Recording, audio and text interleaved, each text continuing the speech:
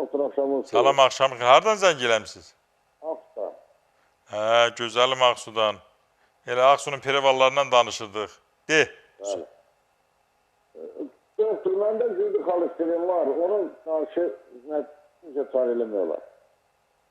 Neçədir xolesterini? 300. 300. Çəki nə qədərdir? Bir də Çəkin. çəki 92 kilo.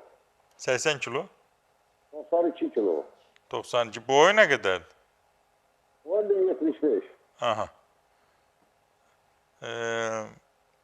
Trigliseridi də yoxlatmışsınız qanda yağlılığı? Bir də Qanda yağlılığı xolesterinlə bərabər sonra trigliserid deyilən bir analiz var. Onu yoxlatmışsınız yoxsa yox? elə xolesterin deyirəm də, xolesterin deyirəm mən. Mən trigliserid soruşuram da, qulaq asmışsın. Yaxşı oldu. Oldu, çox sağ olun. Minnətdaram sualınıza görə. Xolesterini salmaq üçün nə etmək lazımdır qanda? Mən izləyicimiz məni düzgün tuta bilmədi. Orada əksərən xolesterinlə yanaşı trigliserid də yoxlanır. Trigliserid də qanda yağlılığı göstərir.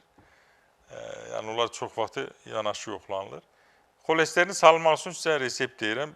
Bunları qaydasında elə ki, hər gün səhər-səhər götürürsünüz bir çay qaşığı zəncəfil, bir çay qaşığı darçın, bir çay qaşığı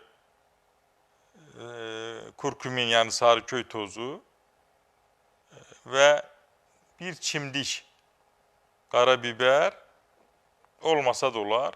Adamlar var ki, biraz mədəsi həssasdır. Sonra bir xörək qaşığı bal, bir stəkan suda həll edirsiniz.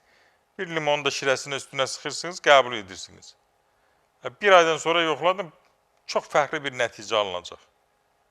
İndi rayon yerində bunun hamısı var, tapa bilməsən, götürürsən bir xörək qaşığı tut bəhməzi, yəni doşab, bəzi rayonlarımızda doşab deyilir. Bir stəkana tökürsən, üzərinə bir limonun şirəsini sıxırsan və